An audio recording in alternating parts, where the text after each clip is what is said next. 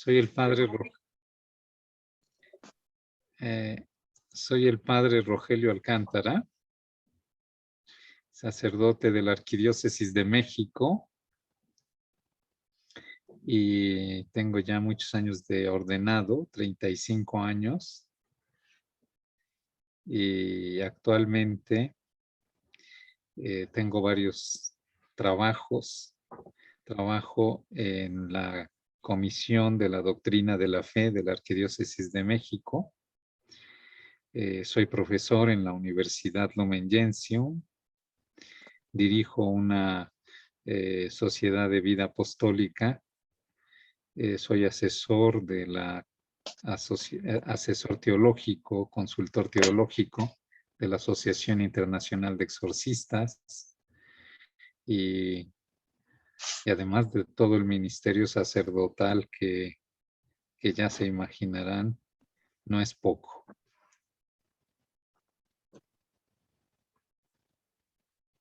No sé si quieran hacer como alguna pregunta extra acerca de mi persona. No, yo creo que podríamos partir de frente ahí ya con los temas. De acuerdo, pues vamos a empezar con los temas.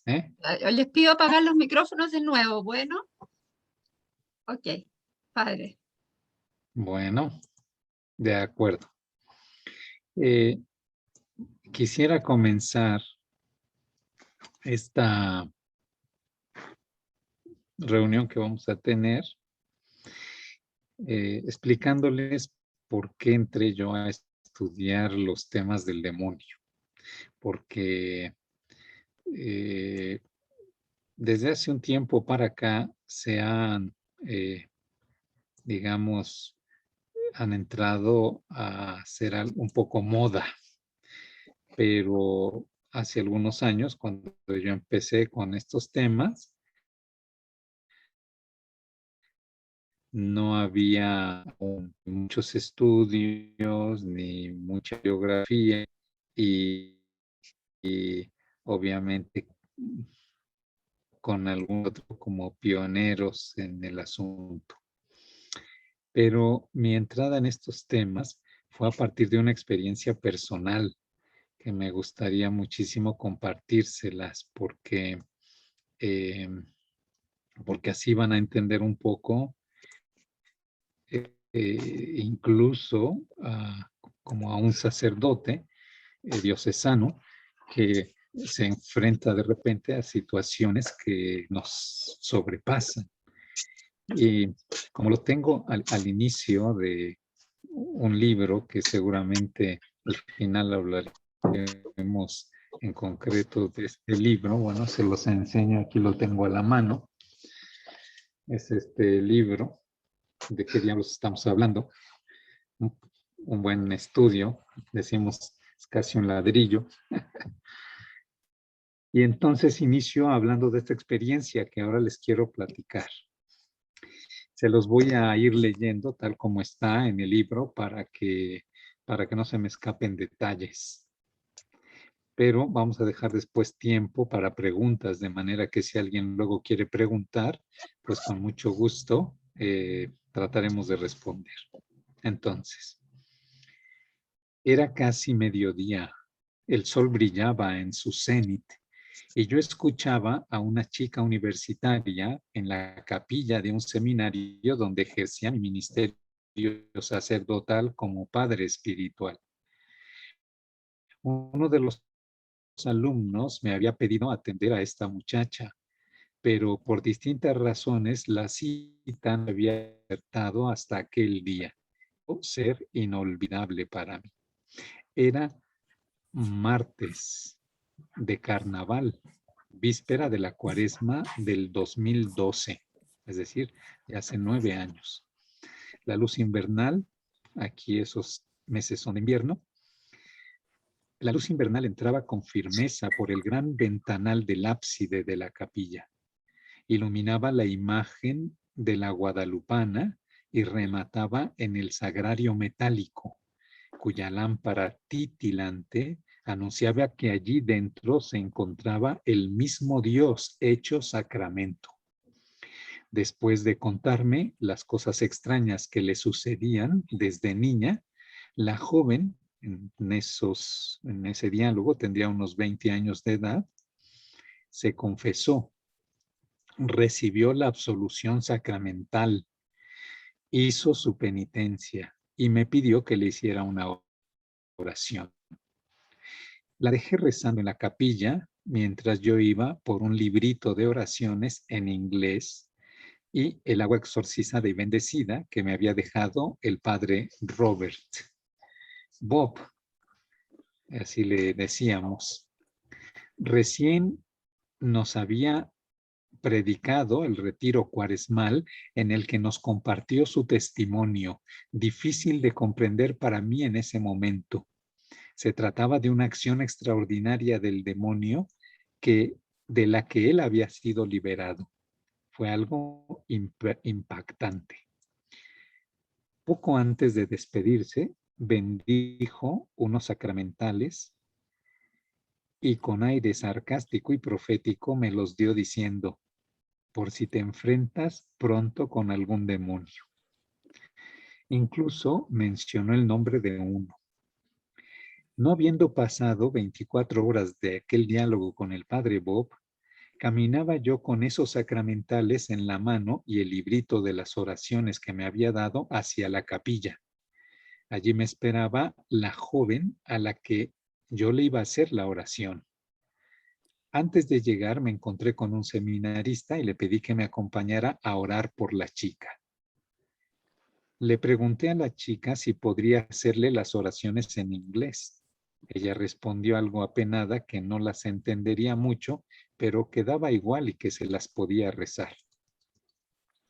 La atmósfera de silencio que reinaba en la capilla duró poco, muy poco.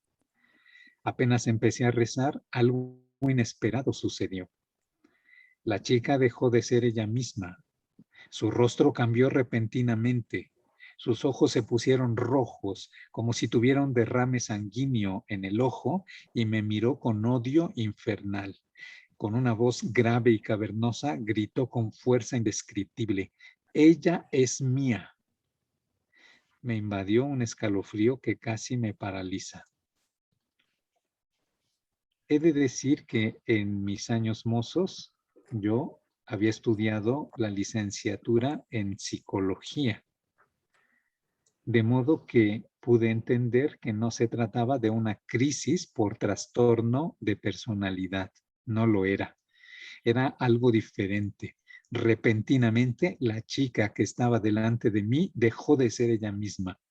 Alguien completamente distinto se manifestó por medio de ella.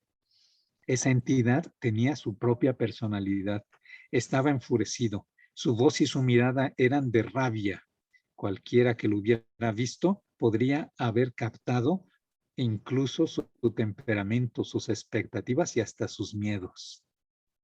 Nunca en mis hasta entonces 25 años sacerdotales había presenciado algo así, pero he de aclarar que tampoco en todos los años del seminario alguien me lo había explicado, ni me había dicho qué cosa era una posesión o una manifestación demoníaca.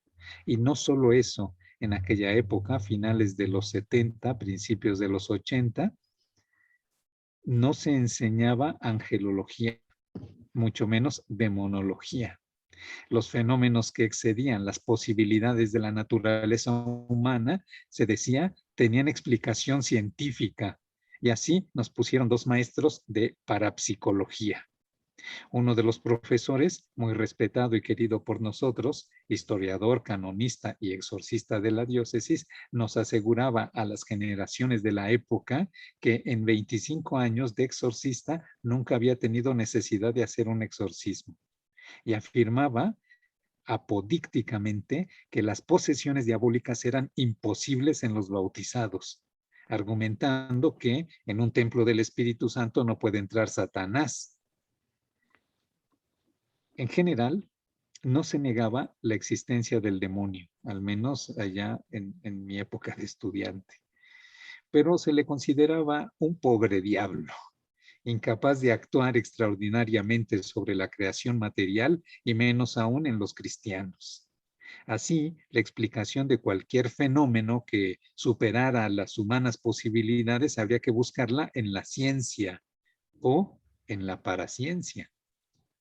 Formado, entre comillas, en esta teología, entenderán ustedes, entenderéis vosotros mi desconcierto aquel martes ante la avalancha de preguntas que me aturdía como una ráfaga que golpeaba sorpresivamente, una pregunta tras otra, y no cesaban. ¿Cómo era posible lo que yo estaba viendo? ¿De dónde había venido ese ser que yo vi que me habló a través de esa chica? ¿Cómo había entrado en ella? Si estaba delante de mí y gritando y temblando, él y yo coexistíamos en el mismo momento, y si apenas encontrarnos sin motivo previo peleábamos encarnizadamente, éramos enemigos. Algo nos oponía el uno al otro irremediablemente.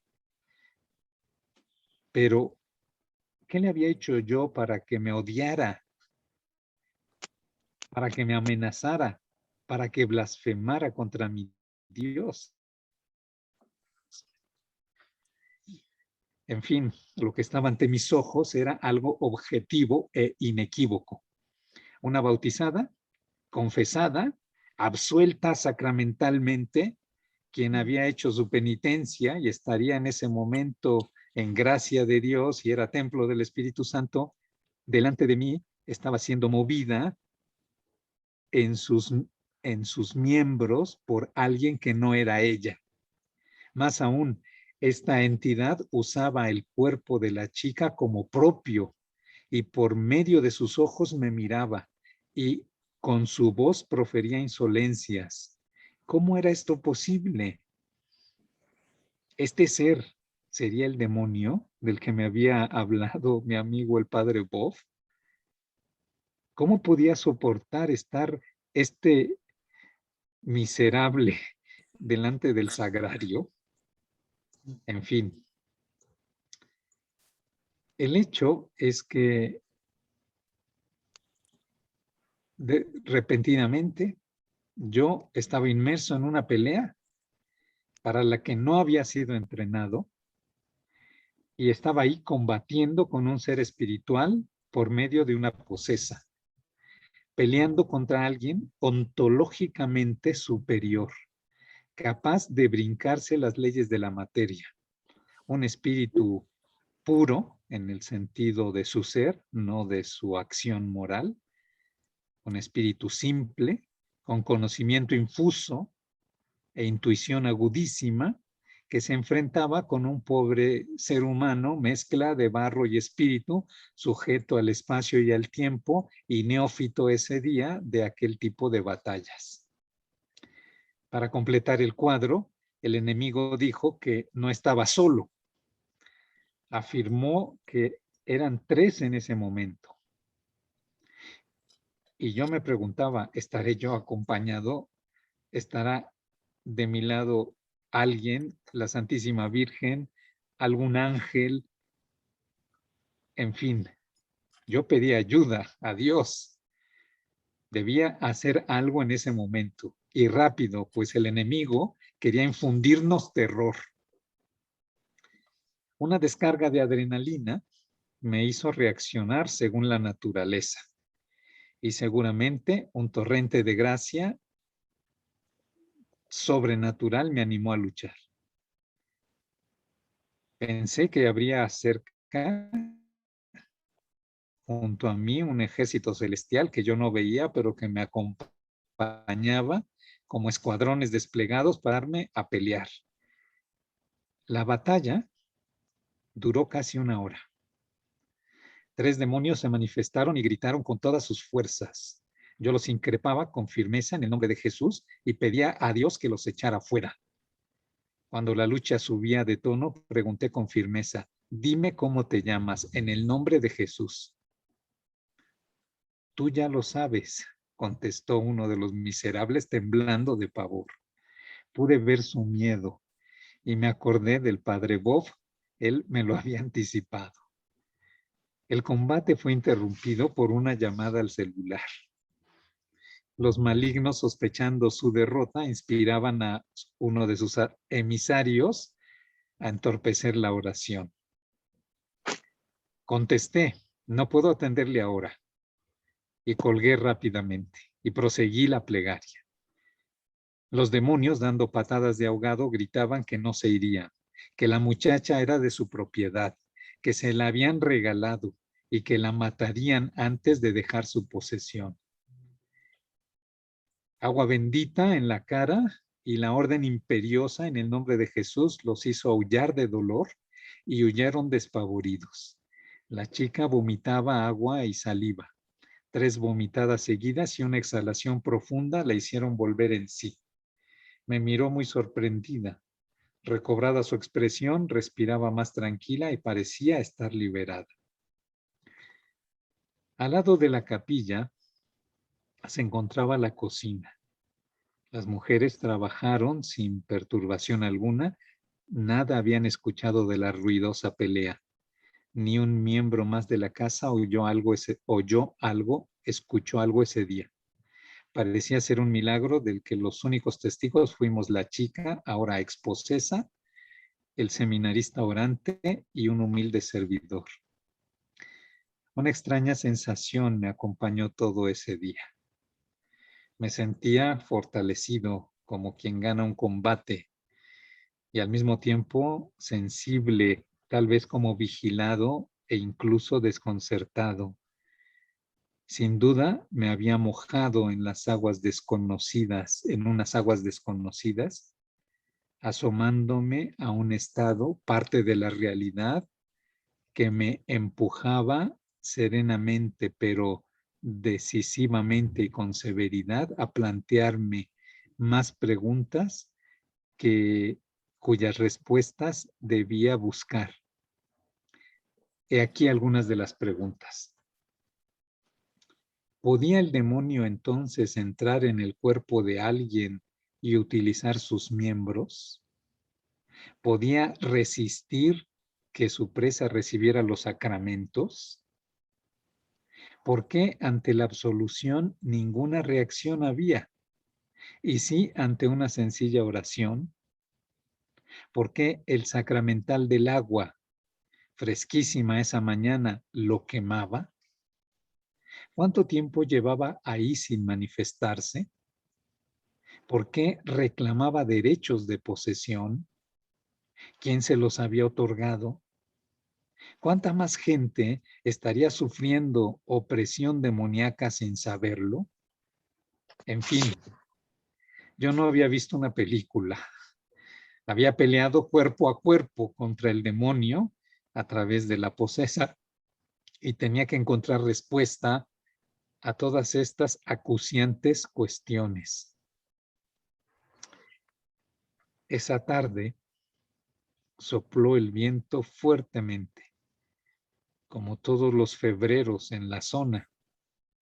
Dejó el cielo transparente y esa noche se vieron las estrellas, que ordinariamente la contaminación no deja ver en una urbe como esta.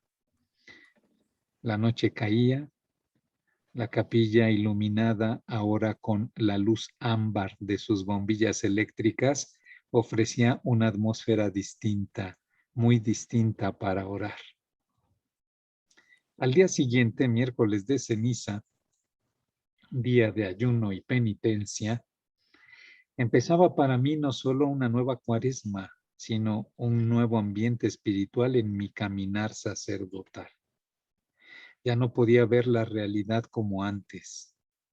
E inquieto intelectualmente como siempre lo he sido, tenía que encontrar respuesta a las preocupantes preguntas que por muchos días me acompañarían. La meta no era otra que empezar a explicarme la realidad. Así emprendí el largo viaje que culminó en este libro que les estoy enseñando.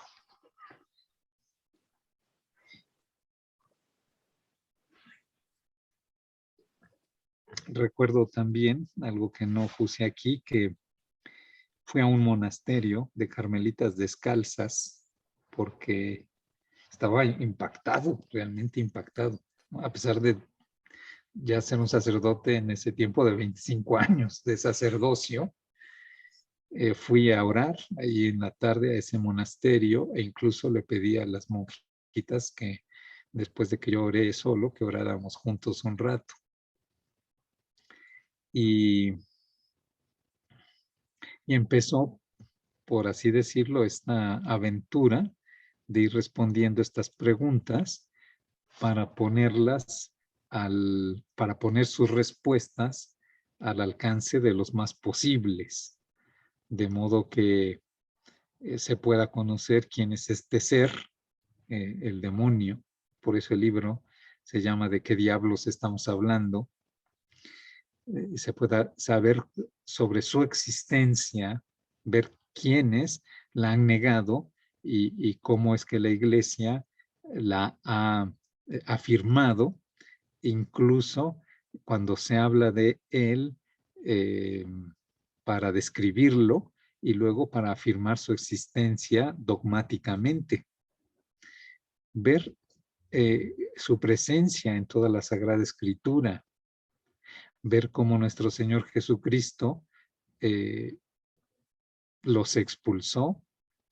El mismo evangelio que se leyó hoy de Lucas, del endemoniado de la sinagoga, precisamente, fíjense, estaba dentro de una sinagoga, es decir, de un lugar en el que se estudiaban las escrituras, y estaba allí presente, escuchando al mismo Salvador, al mismo Hijo de Dios encarnado, y aguantó un buen rato ahí en silencio hasta que ya no pudo más y empezó a gritar, ¿no? Y dice Lucas, empezó a gritar fuertemente y dijo, ¿qué acaso has venido a destruirnos, Jesús de Nazaret? Yo sé quién eres, el Santo de Dios. Bueno, y Jesús le dice, cállate y sal de ese hombre. E inmediatamente, continúa Lucas, lo tiró al suelo en medio de todos y el demonio salió. Bueno, entonces, en los evangelios se nos describen muchas veces esta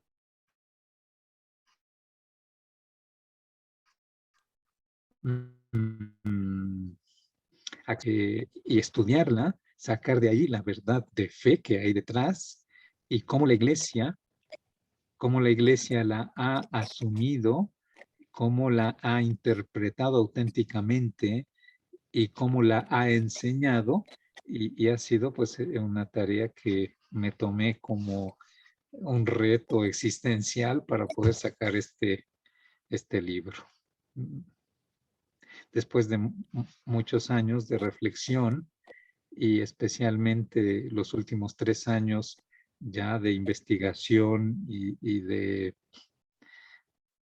una escritura orante, porque les debo de confesar que ante algunas de las preguntas y no encontrar inmediatamente respuesta, pues tenía que ponerme prácticamente de rodillas a pedir la luz divina para decir, bueno, ¿y aquí por dónde? En fin, hasta que pudo ver la luz este libraco y, y qué bueno que se podrá publicar allá en su tierra para beneficio de muchos.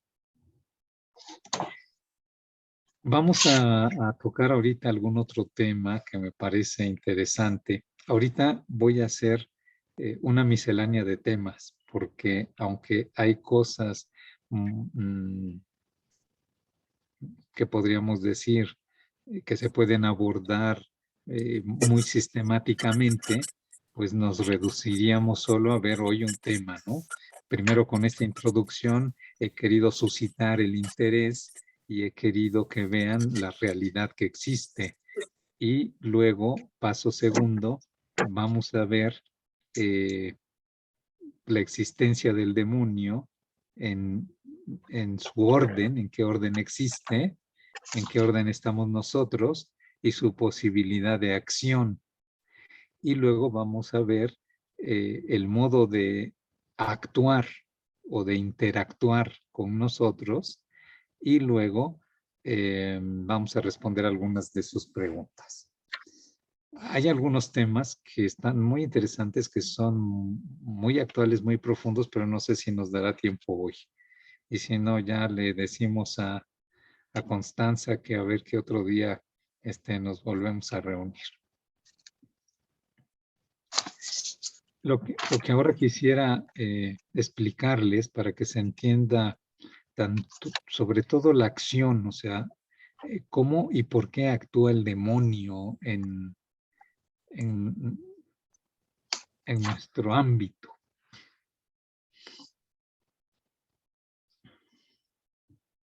Para entenderlo, quisiera explicarles en qué orden existe el demonio. Entonces, ahorita vamos a ver lo que es en nuestra dimensión natural, y vamos a ver la dimensión de los demonios, que se le llama preternatural, y la dimensión divina, que es lo sobrenatural. Y esto a mí me parece sumamente interesante porque así, entendiendo la realidad, vamos a poder entender mejor la acción del demonio.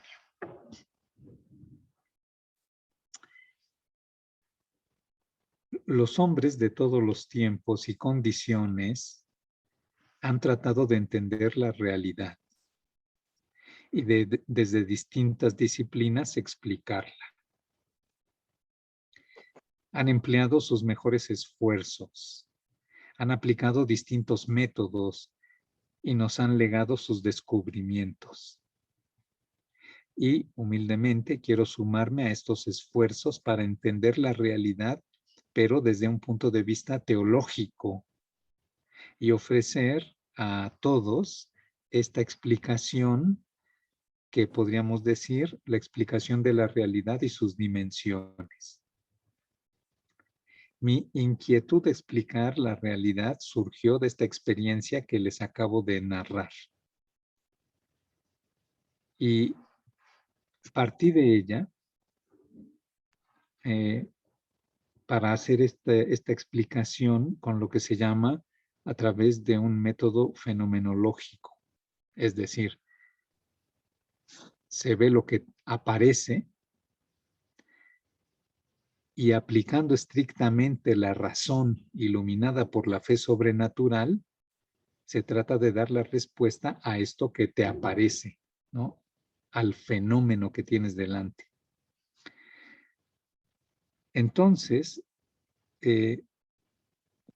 lo que ahorita les voy a explicar no es imaginación, es decir, no, pues es que él se lo imaginó en absoluto, es decir, algo que te aparece, y entonces vamos a hacer sobre eso que te aparece una reflexión filosófico-teológica para explicarnos la realidad a partir de lo que te aparece.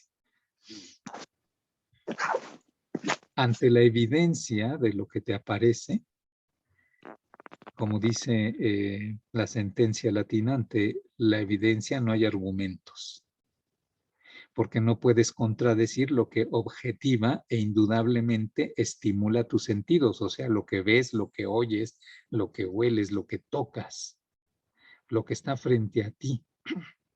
Y entonces, pues tienes que aceptar esto que estás viendo. Y por eso quise empezar con esta experiencia para decirles que yo no me lo imaginé, yo lo vi. Y esto que vi es una realidad que se impone a nuestros sentidos, se impone por sí misma. Como decía, frente a mí estuvo una joven posesa y por medio de ella se manifestaron unos demonios. Es decir, esta persona, estábamos en un mismo espacio, era una capilla, y al mismo tiempo estábamos ahí 3 personas y se manifestaron 3 demonios. Es decir, que estaban en la realidad, pero en nuestra dimensión temporal y espacial. Ordinariamente no los vemos. Su presencia, sin embargo, plantea varias cuestiones. ¿De dónde vienen o de dónde venían ese día? ¿Por qué si son espíritus podían interactuar con la materia? ¿Por qué entraron en esa joven? ¿Por qué se manifestaron? ¿Y por qué yo los vi temblar y los vi con miedo? ¿Por qué temían a la potestad sacerdotal y por qué reaccionaban ante el nombre de Jesucristo y ante los sacramentales de la iglesia? Les comentaba que pues yo sabía algo de que existían, como todos más o menos sabemos, ¿no? Teóricamente que existen los demonios y que son nuestros enemigos. Pero esta verdad fácilmente se nos esfuma. Es decir, no la tenemos presente y consciente continuamente. Pero no es lo mismo creer que existen que verlos que están allí, verlos moverse, oírlos gritar. Pero todavía había algo más inquietante. Ahora era evidente. De alguna manera, yo había luchado contra ellos y ellos habían sido expulsados. Pero esto, es decir, el hecho de que sean invisibles y enemigos, seguramente les hacía, pues, era lo que yo pensaba, ¿no? Pues se van a vengar. O sea, cualquier enemigo tuyo, si le pegas, no se va a quedar quieto y seguramente tomarán sus represalias. Está aquello que dice el Evangelio de que unos demonios que fueron echados, un demonio que fue echado fue por otros 7, los trajo y dejó la cosa peor que al inicio. Pero volviendo a la explicación acerca de la dimensión en la que existen, vamos a entrar ahora justamente a empezar a responder algunas de las preguntas. Entonces, primero saber que nosotros vivimos en un ámbito que llamamos natural o la dimensión natural. Esta dimensión de la realidad es la nuestra. Es la dimensión de lo netamente humano. Está compuesta por todo lo que aparece a nuestros sentidos e incluso por cosas que no vemos, pero que sabemos y conocemos que existen por sus efectos. Por ejemplo, el alma, nuestro principio vital, no lo vemos, pero sabemos que existe por sus efectos. Porque cuando el alma ya no está animando al cuerpo, ese cuerpo está muerto, es un cadáver. Entonces, en el mundo que vivimos hay cosas visibles y hay cosas invisibles, pero pertenecen todas a esta dimensión natural, porque es propiamente lo que compete al ser humano y a su entorno. Los seres de esta dimensión somos creados. Estamos compuestos de materia y forma, como decía Aristóteles, materia primera y forma sustancial.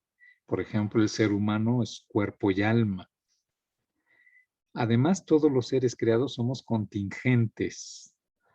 Es decir, que ahorita existimos, pero que pudimos no haber existido y podremos no existir. O sea, somos pasajeros, somos temporales.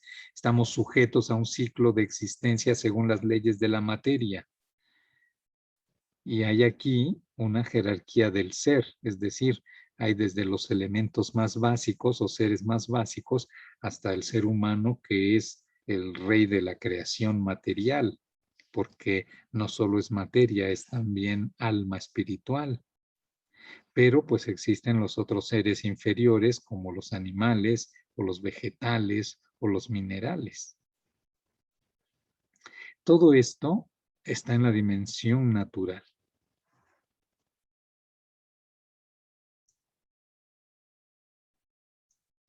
Hay que entender también que es una dimensión natural que no es neutra.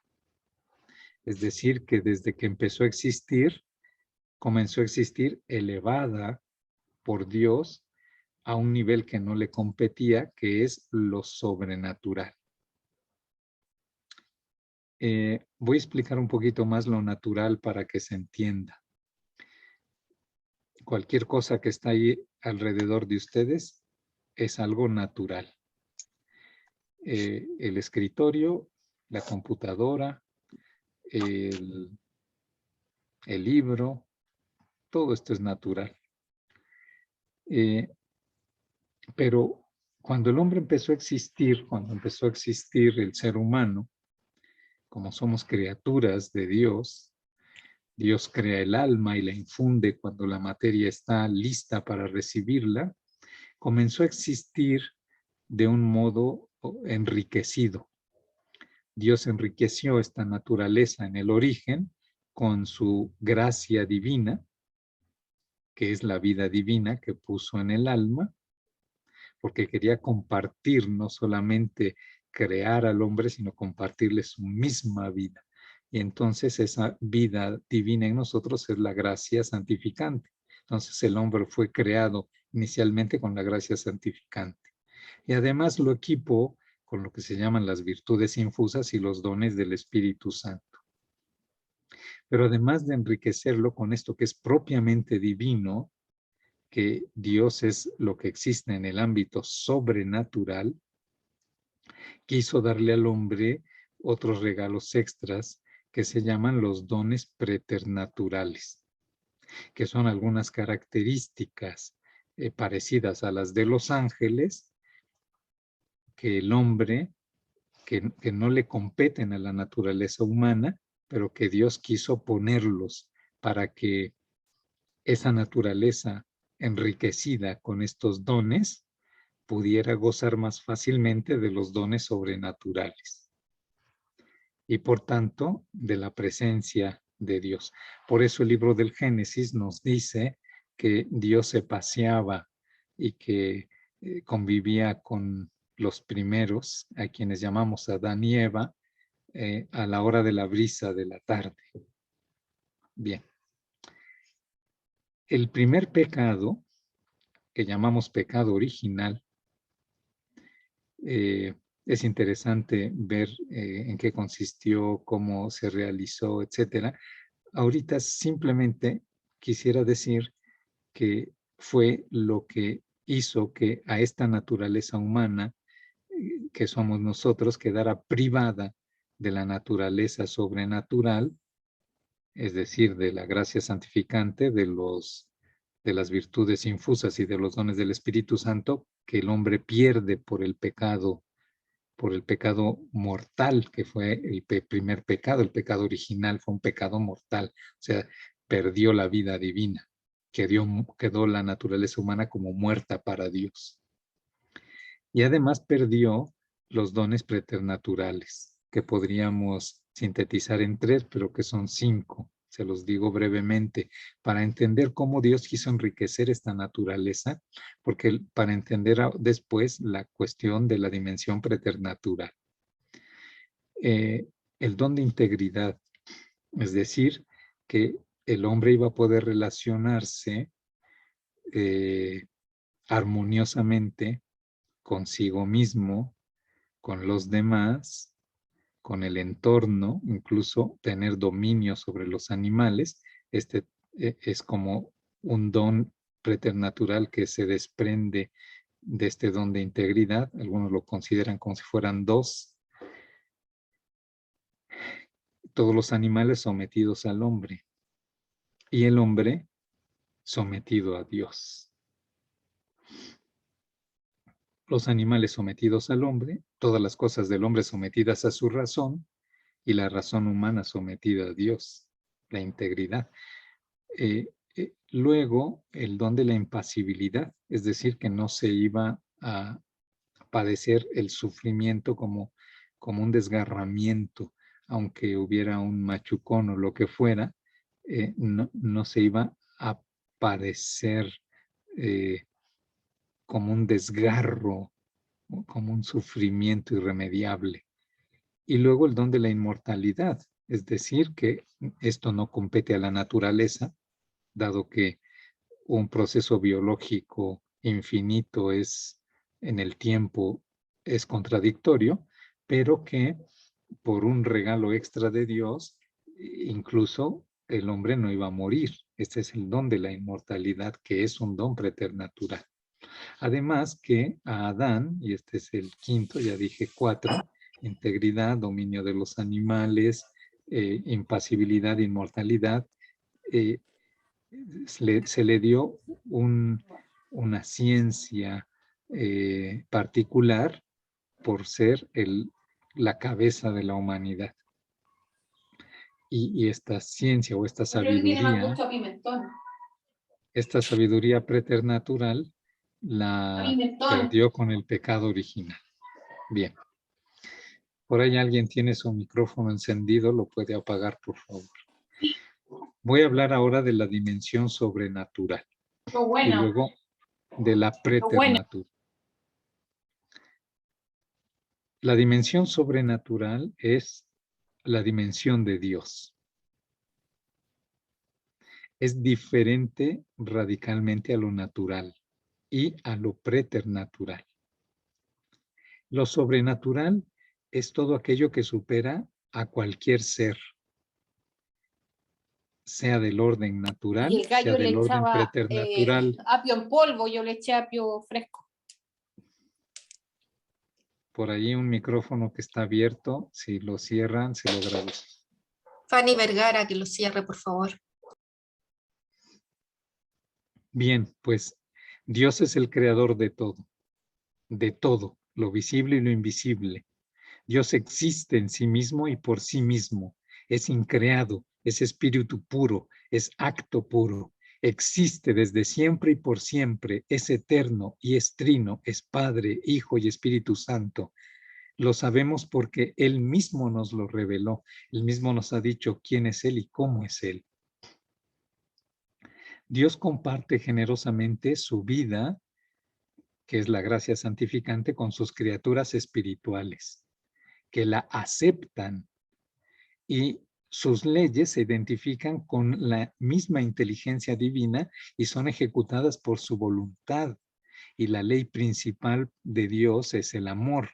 Como Dios quiso elevar todas sus criaturas espirituales al orden sobrenatural, esta dimensión se encuentra en ella la plenitud de todos los seres espirituales.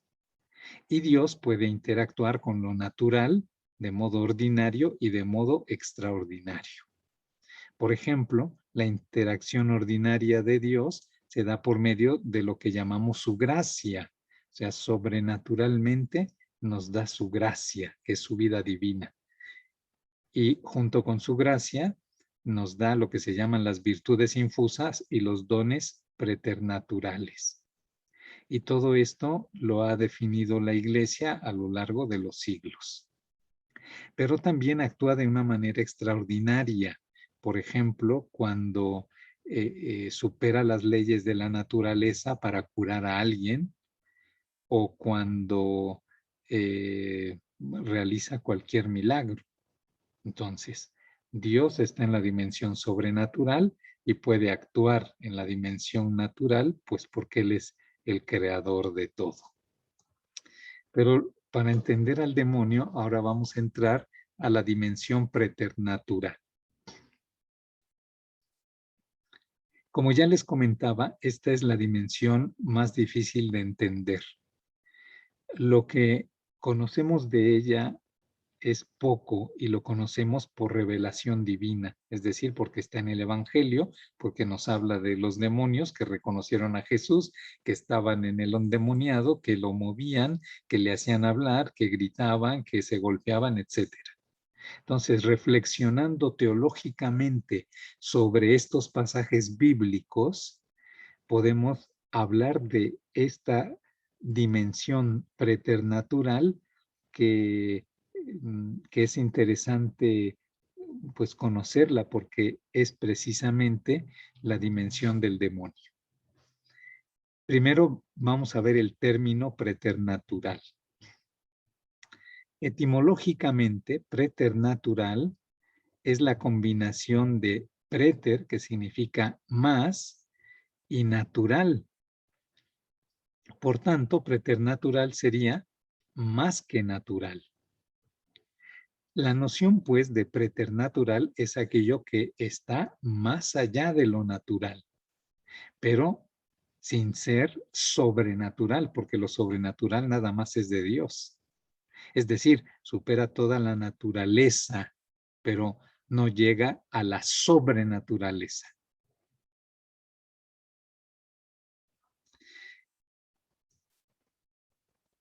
Los ángeles, pues, están en el ámbito preternatural. Su naturaleza angélica, podríamos decir que es una preternaturaleza, así como la naturaleza humana es una naturaleza. Pero estos ángeles, los que accedieron a Dios, fueron enriquecidos por lo sobrenatural. Y entonces los ángeles buenos ya están con Dios, están en la visión de Dios y Dios les ha dado toda su vida. Y entonces los ángeles están, aunque en su naturaleza es preternatural, gozan de lo sobrenatural. En cambio, los demonios, al haber rechazado a Dios, rechazaron también la vida divina en ellos. Y por tanto, su pecado, así como al hombre el pecado original le privó de los dones sobrenaturales y preternaturales, a los ángeles que están en el ámbito preternatural, con su pecado quedaron privados de lo sobrenatural y entonces no gozan ni gozarán nunca de la visión de Dios ni de la gracia divina. Pero no solo eso, sino que se hicieron opuestos completamente a Dios y se hicieron enemigos de Dios y ahora actúan por odio a Dios, pero además también por envidia al hombre, porque el hombre puede gozar de lo sobrenatural que ellos ya perdieron. Hay quien se ha preguntado, bueno, pero si los ángeles eran tan inteligentes, pues ¿por qué no respondieron a los llamados divinos de decir, conmigo van a ser felices? Por soberbia, es decir, pensaron que iban a poder ser felices por sí mismos y que ellos podían saber y conocer mejor que Dios. Y entonces su soberbia les hizo optar por sí mismos, contrario a lo que Dios quería, que era que optaran por Él para que Dios les diera su vida divina. Por eso, en el Concilio Cuarto de Letrán, en el año 1215, se dice con toda claridad que el demonio es una criatura de Dios, criatura espiritual, en su ser, espíritu puro, pero que siendo creado bueno, a sí mismo se hizo malo. Y entonces podemos decir que es un espíritu moralmente malo, aunque ontológicamente sea bueno, es decir, que exista es bueno, pero que sea malo, pues en el orden moral es malo. En el orden del ser es un espíritu puro, en el orden del obrar, del hacer, es un espíritu malo.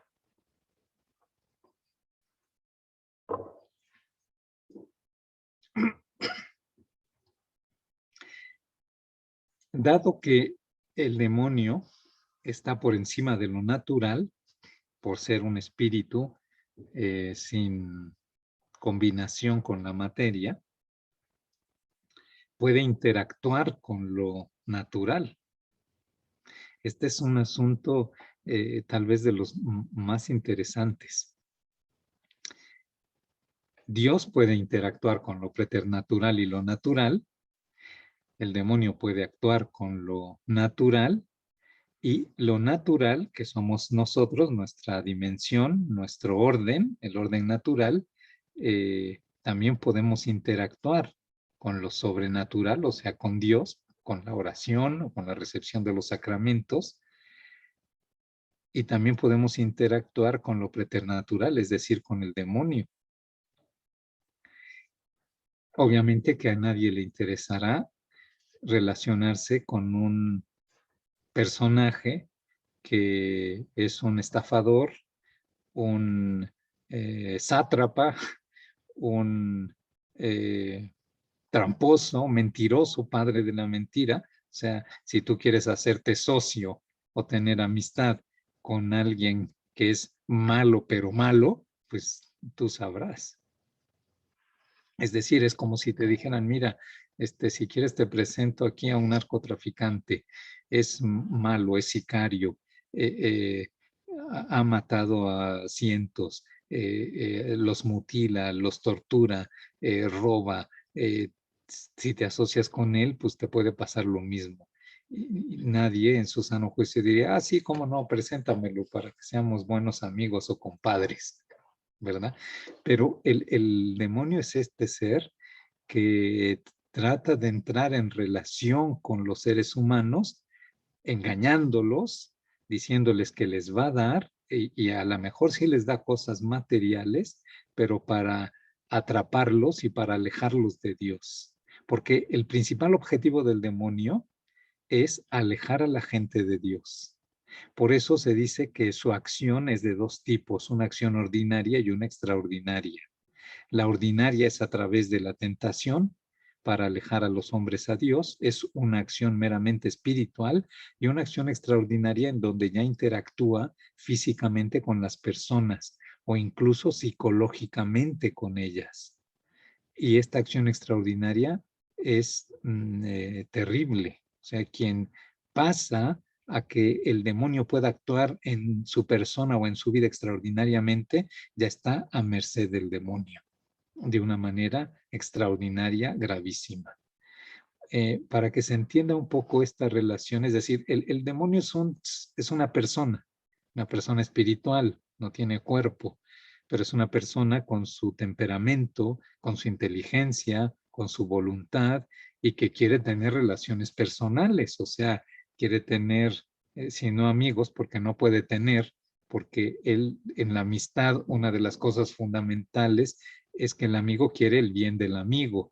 En cambio, el demonio no quiere amigos, sino quiere cómplices, porque nunca quiere su bien, aunque aparente de que quiere su bien, lo que quiere es fastidiarlos. Y el modo de fastidiarlos es alejándolos de su fin último, que es Dios, para que mueran también como enemigos de Dios y sin la vida divina en sí. Es decir, el demonio lo que quiere es que el hombre caiga en pecado mortal, viva toda su vida en pecado mortal y muera en pecado mortal, porque esa es su ganancia, entre comillas, es con lo que se desquita y con lo que se venga de Dios por verse ahora un miserable desgraciado que no podrá nunca ser feliz porque escogió ser feliz por sí mismo y para sí mismo, cosa que no se puede. Es decir, se perdió de la consecución de su fin último pensando que él era fin de sí mismo, y eso lo hizo un desgraciado. Y ahora, por odio, pues trata de desgraciar a cualquiera, o sea, todos los seres humanos somos sujetos a la tentación del demonio y podríamos de alguna manera caer en sus garras extraordinarias. Claro que hay como un límite, y esto yo creo que es de las cosas más interesantes e importantes que tenemos que saber. Nuestra vida es un camino hacia Dios. Camino, o sea, nos vamos acercando. Si tenemos su gracia y ya vivimos en estado de gracia, pues esta gracia puede ir creciendo.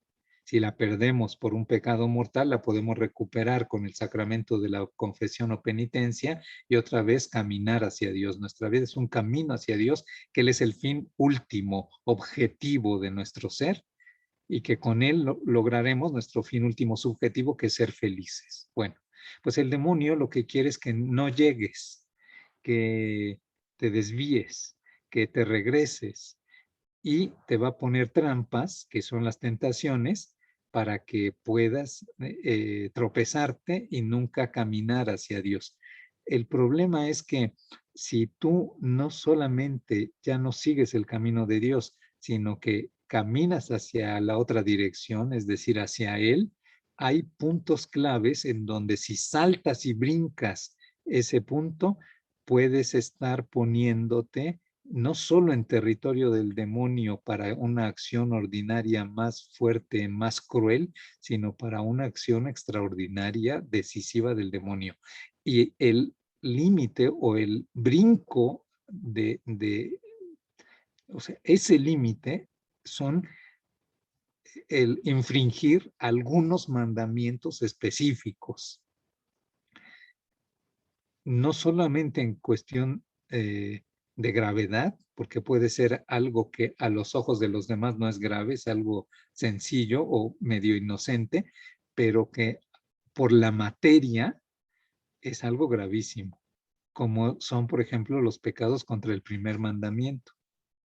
Cuando ya no amas a Dios sobre todas las cosas, ni lo tienes Él como Dios, sino que quieres tenerte a ti y quieres buscar cosas que no competen a tu naturaleza, pero que se las pides o las buscas y el demonio ávido de dártelas te las da. Entonces en ese momento brincas el límite y el demonio se siente con poder o potestad sobre ti para poder actuar de una manera extraordinaria.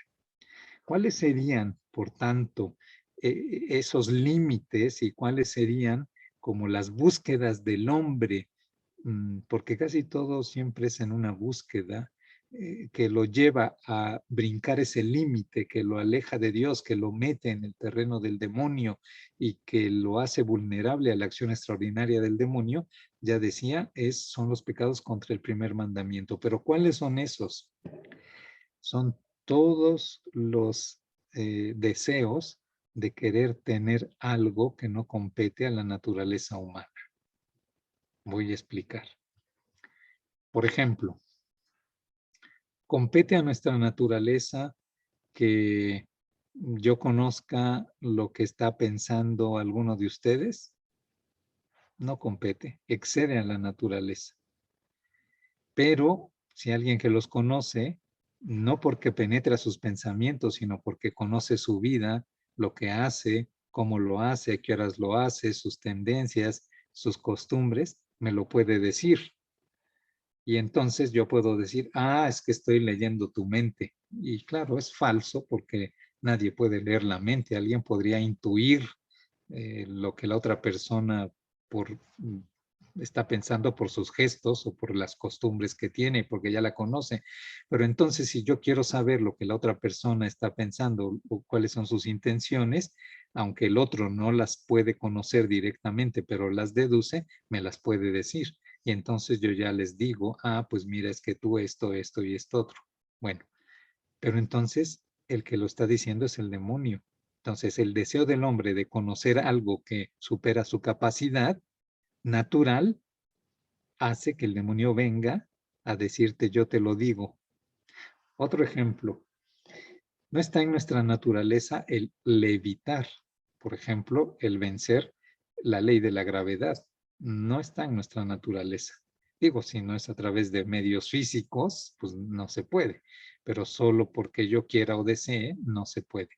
Pero el que sí puede levantarme para que yo levite, o es Dios, porque tuve un éxtasis en la oración, como han hecho los santos, y los ángeles elevan a la persona, le hacen vencer la ley de la gravedad. Pero si no es santa la persona, y si no más bien es un deseo que tiene y hace algún ritual, pues viene el demonio y lo levanta. Entonces, todo lo que nos compete a la naturaleza, pero el hombre lo quiere hacer, el hombre se lo puede dar, perdón, el demonio se lo puede dar facilísimamente porque está ávido de dárselo. Por ejemplo, voy a poner otro ejemplo. Yo quiero saber, incluso esto lo hacen los niños hasta como juego, el juego del Charlie Charlie. Es una hoja que dividen en 4 que ponen arriba sí y abajo sí, arriba no y abajo no, es decir, un sí arriba y otro sí abajo, uno arriba, otro abajo, se pone el papel en la mesa, se le pone un lápiz encima y se le dice a Charlie, Charlie, dime esto, si sí o si no. Es un juego de adivinación, ¿no?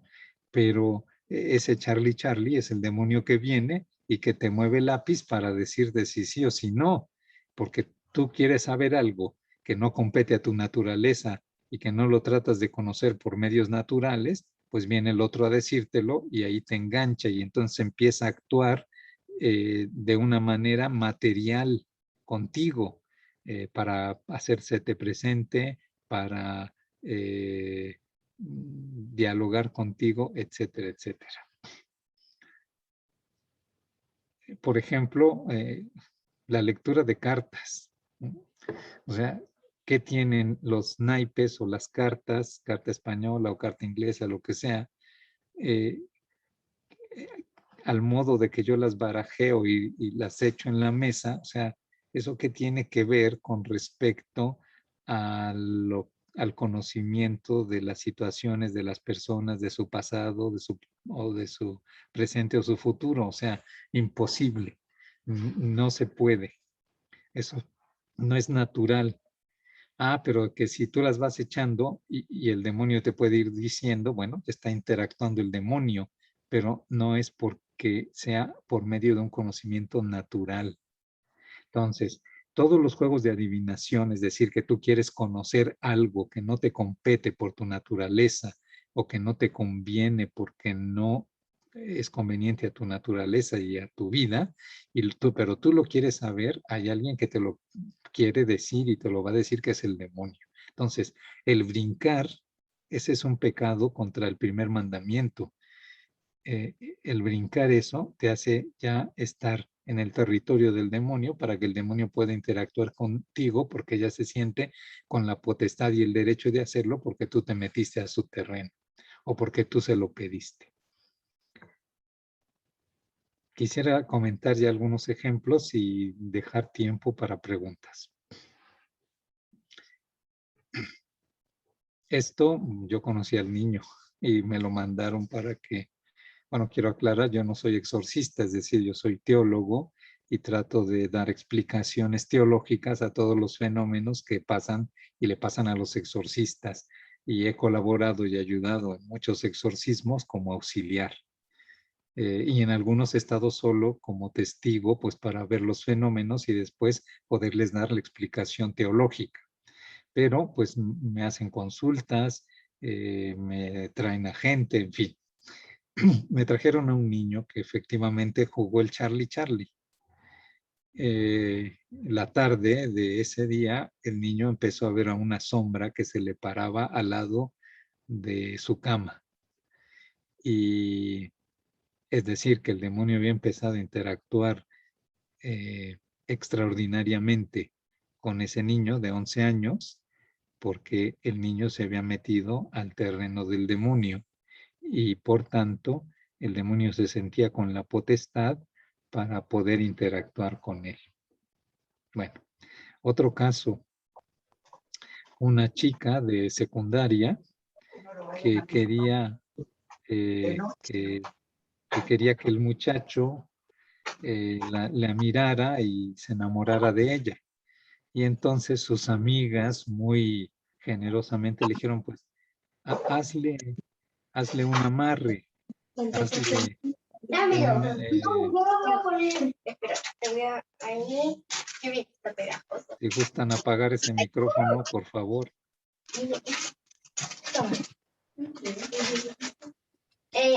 Filip, ¿podrás apagar Ya, el micrófono, por favor? ya lo apagaron, Ahí lo gracias. apagó. Bien, pues entonces, esta muchacha fue a la biblioteca de la escuela para buscar y hacer un sortilegio de amor. Y curiosamente, cuando llegó a la estantería, había un libro tirado en el suelo abierto. Y oh, casualidad, que era justo lo que ella estaba buscando. Entonces se llevó el libro a su casa y en la tarde empezó a buscar lo que pedía el libro para hacer este sortilegio y que tienes que pintar un círculo, pero ponerle así, conseguirte unas velas de este color y de este otro y buscar este animal y total, hizo todo. Y luego al final tienes que poner todo y con las velas encendidas y meterte en el círculo y le prendes fuego y entonces haces esta, eh, est- esta invocación. Cuando terminó de leerla, vino como una sombra que se paró frente a ella y le dijo, ¿me llamaste? La chica esta lanzó un grito despavorida y salió corriendo, pero quedó posesa. Y eh, me comentaba el exorcista que la atendió que había sido uno de sus casos más difíciles para poder expulsar al demonio de esta niña. Y luego otras cosas más terribles que hacen. Me tocó también ver a una niña de 14, 15 años, una jovencita. Estuve con el exorcista en uno de los exorcismos que hizo esta niña, que con sus amigos le habían invitado a que vente, que vamos a hacer una cosa muy interesante. Vamos a irnos, vamos a meternos a medianoche en el cementerio y vente, te invitamos. Y bueno, fue esta. Hicieron un ritual en el cementerio, extrayendo huesos de una tumba y quedó terriblemente posesa esa muchachita. Y luego hay fenómenos que se manifiestan en las posesiones, como ese que me tocó verla, era una muchachita de 15 años, bajita de estatura y muy menuda de cuerpo, pero que como no era ella la que movía, sino el demonio en los exorcismos, pues no la podían contener 4 señoras, pero de peso. Increíble. Las levantaba casi a las 4. Bueno, lo que me parece pues entonces más interesante, y concluyo con eso para que haya algunas preguntas, es de que nosotros estamos inmersos en una batalla, es decir, vivimos en el ámbito natural, no vemos, los demonios son espíritus que no se ven, pero están continuamente tentándote para alejarte de Dios y para que entres cada vez más en su territorio, para que cometas pecados contra el primer mandamiento y por tanto, cuando tú los cometes ordinariamente, cuando deseas alcanzar algo que no compete a tu naturaleza y te pones en su territorio y entonces se siente con autoridad y potestad para interactuar contigo incluso físicamente o psicológicamente y destruirte. Y las personas muchas veces no saben que con cosas que parecen inocentes, pero que son las que hacen que la persona se ponga en el territorio del demonio, como por ejemplo fiestas en donde lo que impera es lo demoníaco, como en el Halloween, o por ejemplo terapias alternativas en donde no se puede alcanzar el objetivo que se pretende naturalmente y entra el demonio a brindar sus servicios, como por ejemplo en el Reiki.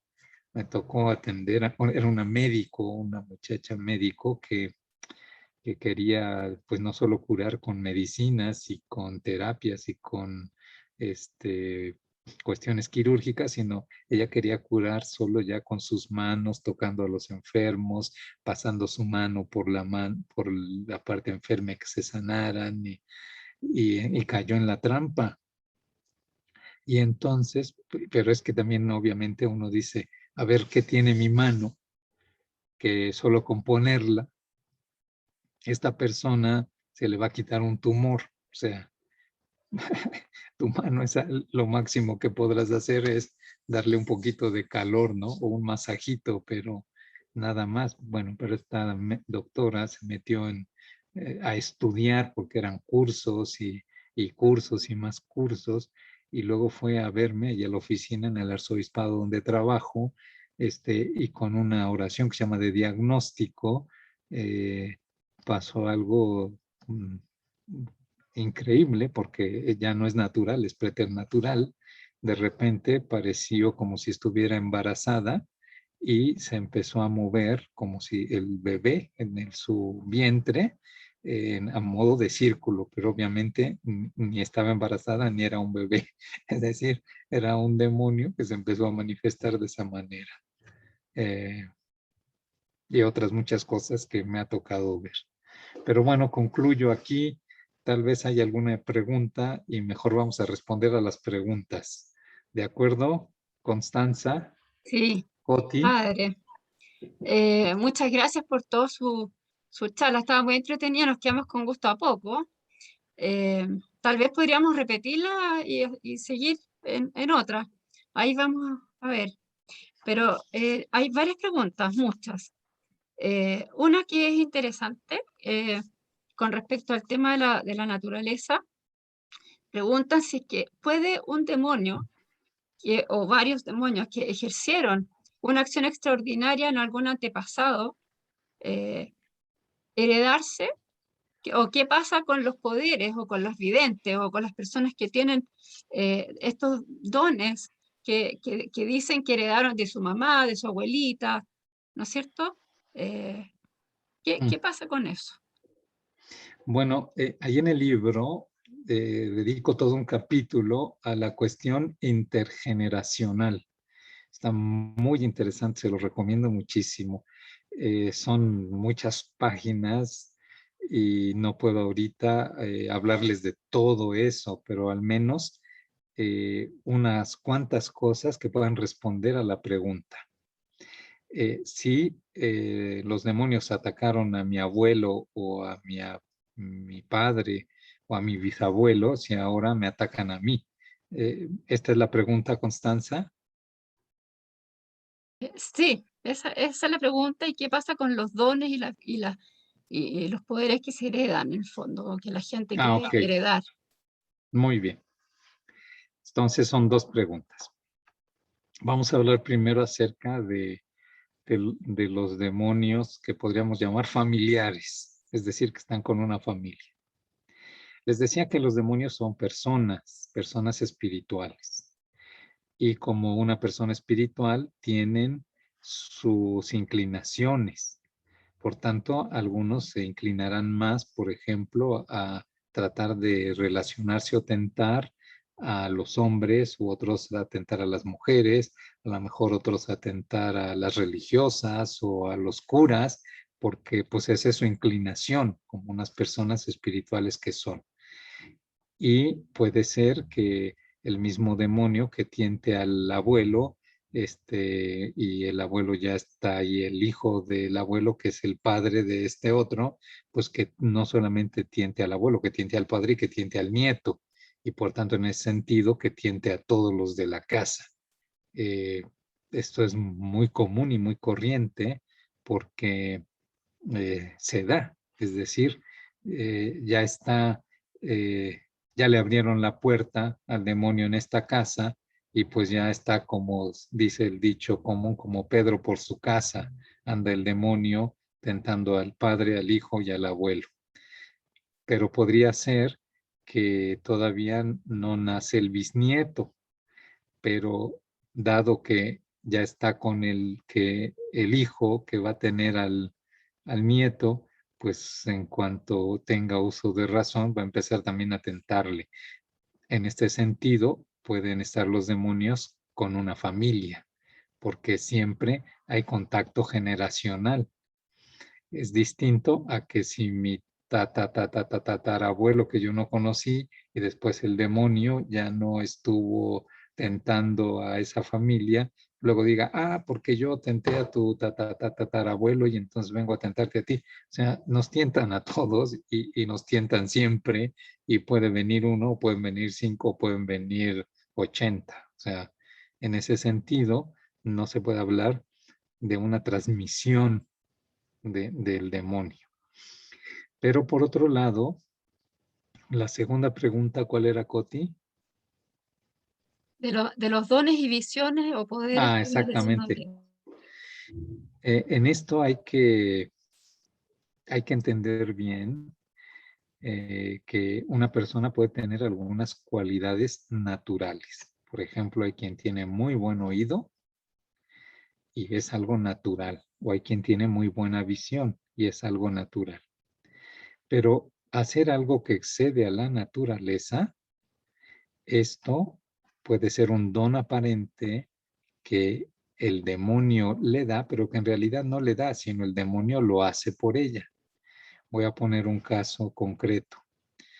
Una señora decía tener dominio sobre el fuego, porque bastaba que ella lo dijera para que un papel a distancia de ella se incendiara o se apagara de acuerdo a su voluntad.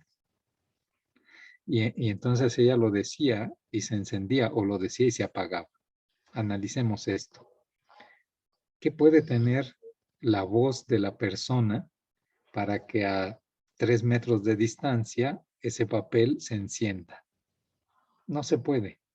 Absolutamente no se puede. No es natural por varias razones. Primero, por la simple distancia. Segundo, porque necesito un medio para hacerlo. Tercero, porque necesito un instrumento, etcétera. Pero sí hay alguien que lo pueda hacer por mí, que es el demonio. Porque el demonio puede tomar el fuego de algún lado y traerlo sin que pase por los puntos intermedios y ponérselo a ese papel para que ese papel encienda. Y también puede hacerlo para que se apague. Entonces, le hace creer a la persona que es la persona la que tiene el poder, pero no lo tiene la persona, lo hace el demonio por la persona, haciendo creer que la persona lo tiene. Ahora bien, este fue un caso concreto. Una señora que decía tener el poder sobre el fuego, que como ya expliqué no lo tenía ella, sino se lo hacía el demonio por ella, pero ella lo creía. Y entonces llamó a su nieto y le dijo, oye, pues mira, yo ya me voy a morir, pero tú sabes que tengo yo este don sobre el fuego. ¿No te gustaría tenerlo? Yo te lo puedo dejar a ti. Y entonces el muchacho simplemente por decir, pues sí lo quiero, quedó poseso. Es decir, que manifestó un consentimiento de una acción extraordinaria del demonio y el demonio empezó a interactuar con él, pero no solo para hacerle creer que él tenía ese don, sino incluso ya someterlo posesivamente, que es un dominio despótico de los miembros del sujeto cuando el demonio quiere. Entonces, la mayoría de estos dones son, es decir, no son cualidades naturales que tenga la persona.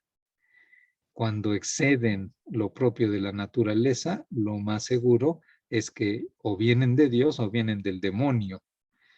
Ordinariamente Dios no juega con las cosas y más bien solo a una persona muy santa le permitirá o le dará el don de la bilocación o el don de profecía o el don de curación y sanación, pero si no viene de Dios, es el demonio el que está haciendo las cosas por la persona, haciendo creer que lo hace la persona. Pero incluso aunque Dios se lo diera, no lo hace la persona, lo hace Dios por mediación o intercesión de la persona. Por tanto, hay que tener muchísimo cuidado en querer o desear hacer cosas que excedan a mi naturaleza, porque allí es donde se aprovecha el demonio. Bien, padre, perdón, siguiendo un poco con este tema que me han preguntado muchas preguntas similares. ¿Qué pasa con los videntes católicos que se supone tienen un carisma? ¿Y cuál es la diferencia entre un vidente que tiene poderes del demonio, digamos, o que tienen un carisma, ¿no? O cómo poder saber o discernir bien eso, ¿no? Sí, bueno, un vidente es una persona que ve y ordinariamente se le dice a la persona que ve algo que excede a la naturaleza humana. Es decir, que puede ver a los ángeles o que puede ver a un santo, que puede ver a la Virgen, pero para que una persona sea vidente hay que aplicar unos criterios teológicos.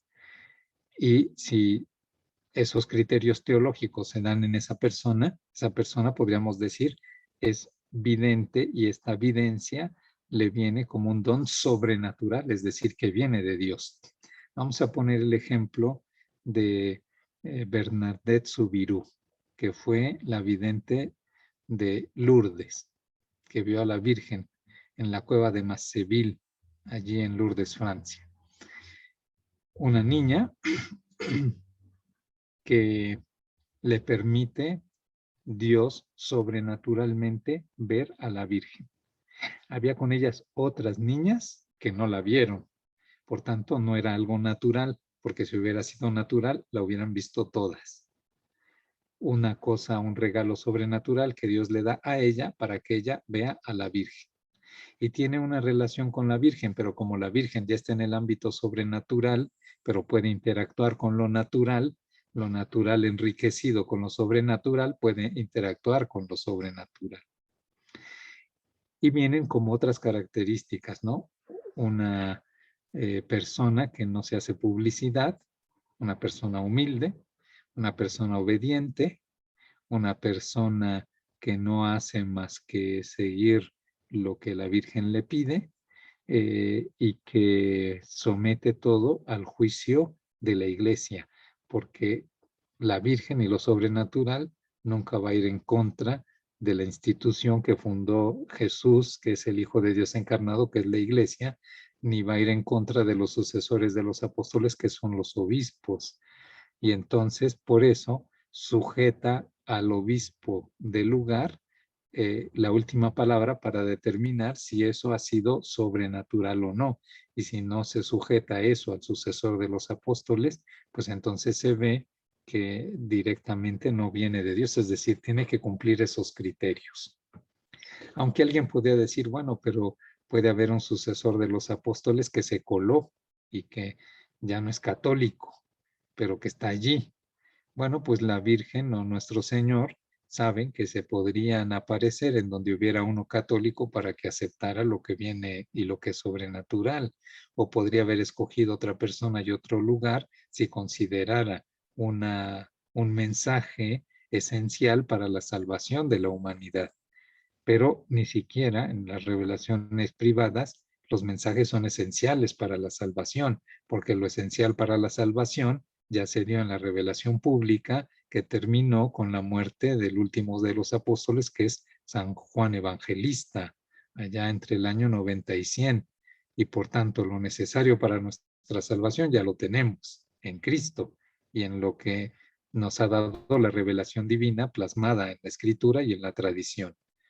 Las nuevas revelaciones o para estos nuevos videntes, pues por eso hay criterios para poder discernir tanto sobre su persona como sobre su mensaje y sobre todo como el sometimiento al sucesor de los apóstoles, acerca de si eso es sobrenatural o no. Me ha tocado analizar varios casos en la doctrina de la fe para ver si una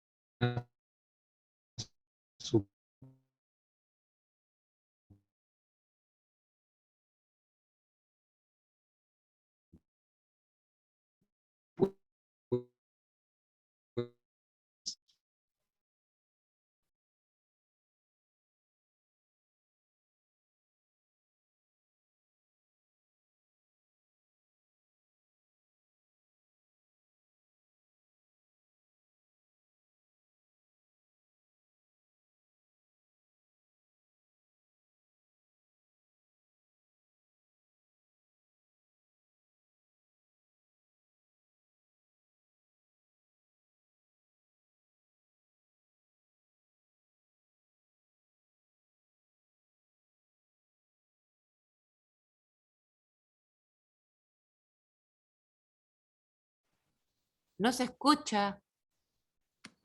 Sí, parece que se quedó pegado el padre. Se quedó A ver, pegado. esperemos un poquito a ver si vuelve. Qué pena. Esperemos un poquito.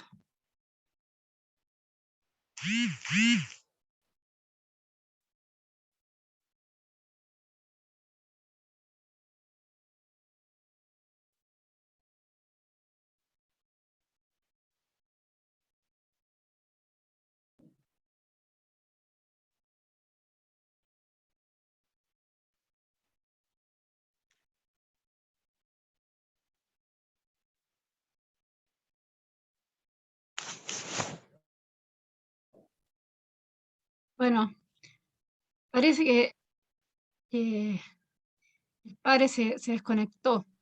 Ahí Eh, llegó. ¿Llegó? ¿A dónde? Es que él está silenciado, mándale un mensaje, porfa. Él está silenciado. Ya, Ahí está, ahí está. ahí está. Ahí volvió, Perdón ya. que de repente se fue el internet. Bueno, les decía que, eh, pero en realidad la idea que le estaba diciendo, ¿sobre qué les estaba hablando? Ah, sobre las revelaciones, sí. Entonces, me tocó ver una revelación también de otro país de allá de Asia, que en el análisis profundo de todo lo que, de todos los materiales que me enviaron para estudiarlos y demás, se veía que había habido una intervención preternatural, es decir, que el demonio se había vestido de la Virgen para engañar a unas religiosas y parecía que era una vidente de la Virgen, pero que en realidad era una trampa del demonio, de la cual incluso los santos nos han dado referencias. Hay un caso de San Felipe Neri, muy famoso, de que se le aparece la Virgen, supuestamente la Virgen, pero que se trata del demonio y que lo descubre.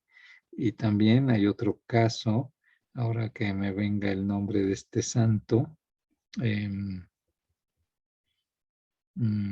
bueno, ahorita vendrá, que estaba predicando en Francia contra los herejes y los herejes lo decían que se les aparecía la Virgen y que por tanto ellos estaban en la verdad. Y entonces le dijeron, pues ven para que salgas del catolicismo que es perverso y te vengas a nuestro grupo que es el verdadero porque tenemos a la Virgen que nos lo está confirmando. Y entonces este santo dijo que iría y que si se le aparecía a la Virgen, como ellos decían, que dejaría el catolicismo y se haría de su grupo.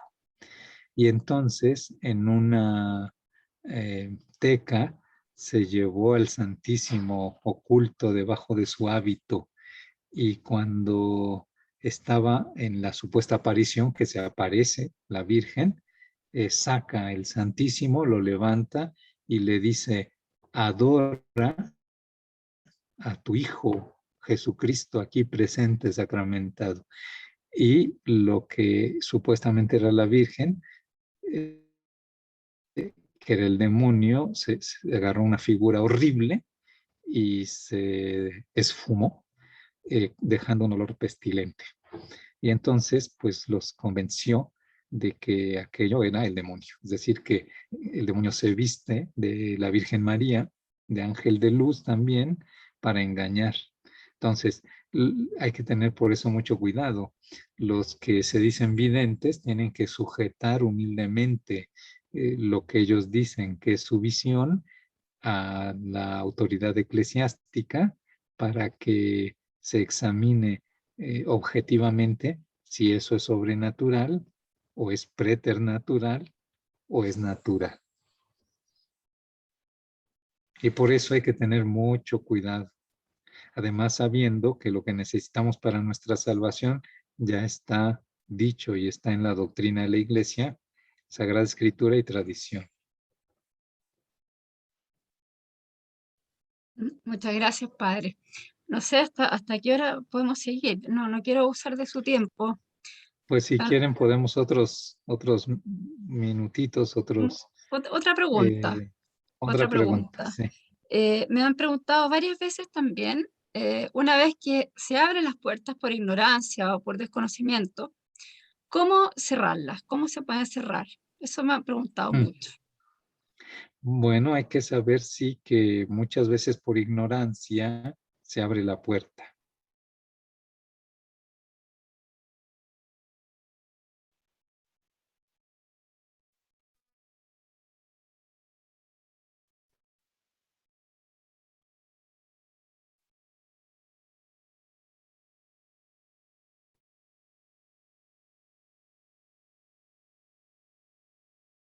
a sus caprichos y a su autoridad. Y entraste con ignorancia, es decir, tal vez inculpablemente, pero ya te metiste y al demonio realmente le interesa un comino, un cacahuate que te metiste sabiendo o sin saber. El hecho es que te metiste y entonces él actúa.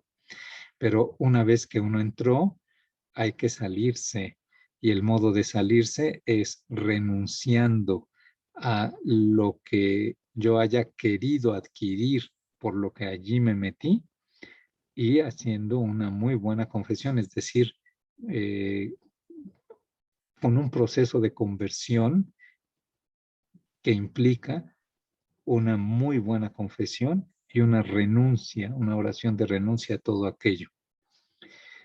Y si persisten, es decir, si ya el demonio tomó autoridad y potestad sobre la persona, pues recurrir a los medios que la iglesia ofrece para acabar de salir de ahí, que son las oraciones de exorcismo o liberación. Por tanto, en resumen, tienes que renunciar a eso y tienes que hacer una buena confesión y tienes que emprender un proceso de conversión. Aunque digas que estás convertido o convertida, porque siempre la conversión no solo es de ser malvado a ser bueno, sino también es de ser bueno a ser mejor o de ser mejor a ser santo. Entonces siempre posibilidad de conversión cada vez mayor. Y si alguien se metió por descuido, por ignorancia, por curiosidad, pues salirse del modo que lo he indicado.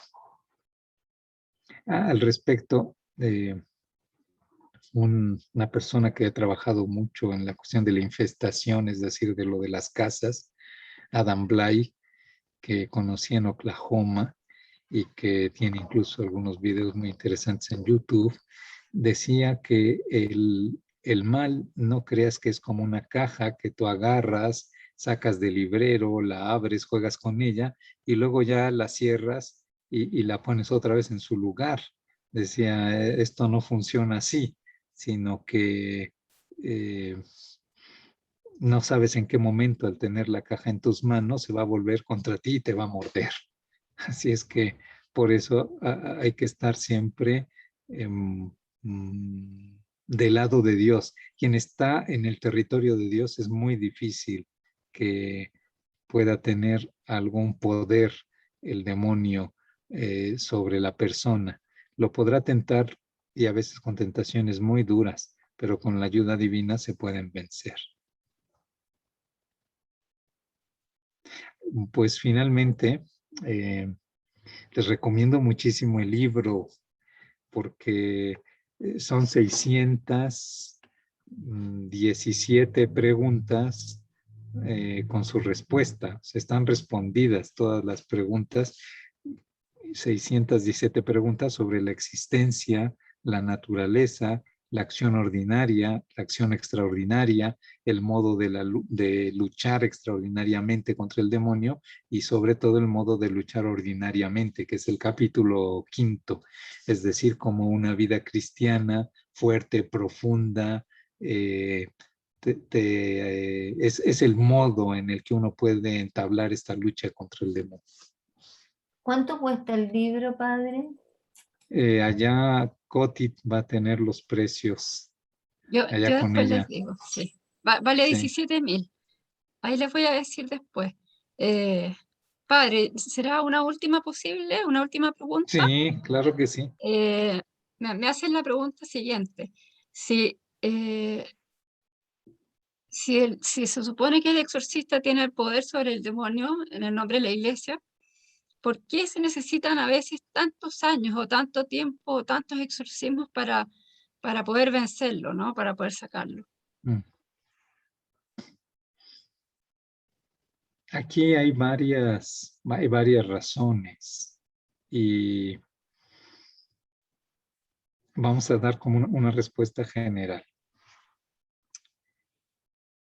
Depende, por ejemplo, del arraigo del demonio en la persona. O sea, si es una persona posesa, pero está el demonio ya muy arraigado, va a ser más difícil arrancarlo porque ya ha hecho raíces muy profundas y por mucho tiempo y las raíces están muy gruesas y muy hondas. Entonces va a costar más trabajo. Entonces, un factor es por el arraigo que ya tiene el demonio.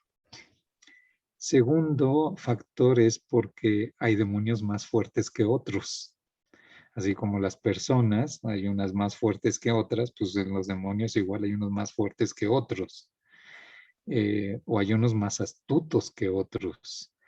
Y el demonio nunca va a querer dejar su plaza porque aunque ya está condenado y sufre las penas del infierno, al menos mientras está poseyendo a una persona, está sintiendo como un cierto alivio a sus tormentos y por eso preferirá 1000 veces estar poseyendo a una persona que estar en el infierno. Por eso rezamos la oración a San Miguel, ¿no? Que decimos: San Miguel Arcángel, defiéndenos en la lucha, sea nuestro amparo contra la perversidad y las acechanzas del demonio, que Dios manifieste sobre él su poder, es nuestra humilde súplica, y tú, oh príncipe de la milicia celestial, con la fuerza que Dios te ha conferido, arroja al infierno a Satanás y a los demás espíritus malignos que vagan por el mundo para la perdición de las almas. Es decir, están vagando por el mundo para perdernos. Esa es la acción ordinaria. Y la acción extraordinaria es cuando ya interactúan materialmente con la persona, corporalmente o psicológicamente. Bueno, entonces depende del arraigo, depende de la fuerza del maligno, depende de la jerarquía del demonio, porque los demonios son ángeles y hay 9 jerarquías de ángeles y por tanto también en los demonios no perdieron su naturaleza con el pecado, sino que solo la deformaron y hay unos con mayor jerarquía que otros. Entonces también depende de la jerarquía del demonio. Digamos, todo esto, por así decir, de parte del demonio y de la posesión. De parte de la persona, depende si la persona ha empezado ya un proceso de conversión, porque aunque que desee quedar liberada, si desea quedar liberada y ha empezado un proceso de conversión, será mucho más fácil su liberación. Pero también depende del proceso de conversión de la familia, del entorno en el que vive. La experiencia me ha llevado a ver, junto con amigos exorcistas, que cuando la familia entra toda la familia en un proceso de conversión, la liberación es menos larga que si solo es la persona y la familia no la apoya con su esfuerzo de conversión. Esto es fundamental, fundamental. Si no, los procesos se pueden alargar muchísimo. Luego también de parte de la iglesia.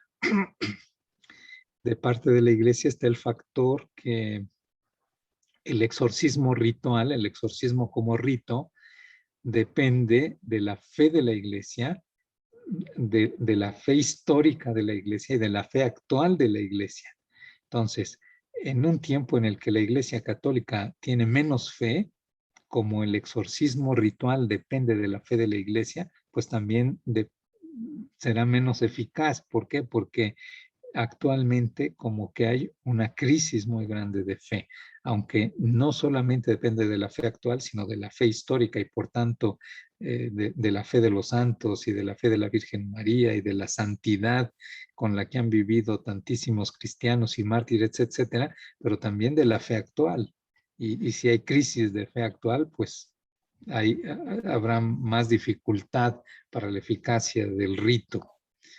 Luego también depende del sujeto que lo realiza, es decir, que no es lo mismo que lo realice un sacerdote cuya vida apenas si está en gracia, estado de gracia, a que lo realice un santo sacerdote cuya vida es, no sé, por ejemplo, no es lo mismo un exorcismo que hiciera el Padre Pío a uno que haga otro que no es tan santo y que no tiene esa fe, esa caridad y esas virtudes que un santo.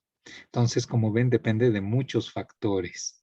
Pero bueno, si todo mundo pone algo de su parte, pues los tiempos tendrán que acortarse. Al menos lo que depende de la familia o del sujeto poseso, su proceso de conversión, el proceso de conversión de toda la familia, la recepción de sacramentos de toda la familia, la oración de toda la familia, y luego de la recepción de sacramentos y de sacramentales para la familia, para su casa y para su entorno.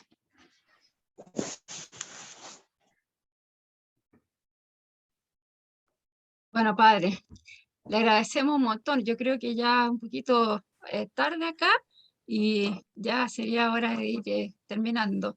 Le agradecemos mucho. A mí me encantaría ver si se podría tal vez hacer otra ronda, porque quedaron, pero muchísimas preguntas en el tintero, muchísimas. Yo lo siento, pero no puedo preguntarlas todas. Pero le quiero agradecer, padre. Bueno, con mucho gusto podríamos programar alguna otra sesión Sí, que sea solo para responder preguntas sí, tal y vez. respuestas. Claro que sí. Y sobre todo, creo que les va a ayudar verdaderamente a responder muchas de esas preguntas el libro. De modo que ojalá y que lo puedan conseguir. Y me parece que ya está allí a la mano con Coti. Se los recomiendo muchísimo porque les va a gustar y les va a servir. E incluso las preguntas podrían ser ya directamente con respecto al libro, decir, oiga, usted en la página tal o la pregunta tal dice esto, pues a ver si nos puede aclarar o iluminar. Y si quieren, Gracias, padre. sí, si quieren podemos hoy terminar con una oración y les doy una bendición. Ya. El Señor esté con ustedes. Y con tu espíritu. Dios Todopoderoso los bendiga. María Santísima los cubra con su manto. Los santos ángeles los custodien. San Miguel Arcángel les ayude en la lucha contra el maligno. Santa Rosa, patrona de América, y nuestros santos del continente intercedan por ustedes, y la bendición de Dios Todopoderoso, Padre, Hijo y Espíritu Santo, los acompañe siempre. Amén. Amén. Amén. También sería bueno que a Coti le manden como alguna evaluación de la charla. Amén. Y así nos retroalimentamos. Sí, fabuloso. Padre. En el Gracias, flyer, padre. en el flyer Muchas gracias. que les llegó está mi mail abajo. Si es que quieren comprarlo o comentar algo, o preguntar cosas, pueden mandarme a mi mail y yo también lo comparto con el padre Rogelio, ¿no? Y el libro, vuelvo a repetir, lo venden en la iglesia de los Pataguas, de la Sagrada Familia. Yo también lo tengo y hay otras personas que también que lo tienen, así que ahí lo van a ir encontrando. ¿Ya? Gracias, Coti. Gracias, Coti. Gracias, padre. Gracias, padre. Con Gracias. mucho gusto. Padre, otra charla, por Padre, favor. Ya lo otra charla. contactaré. Claro que Adiós, sí. padre, gracias. La grabación, Muchas gracias, padre. por favor. Súper corto. Muchas gracias. Muchas gracias. Yo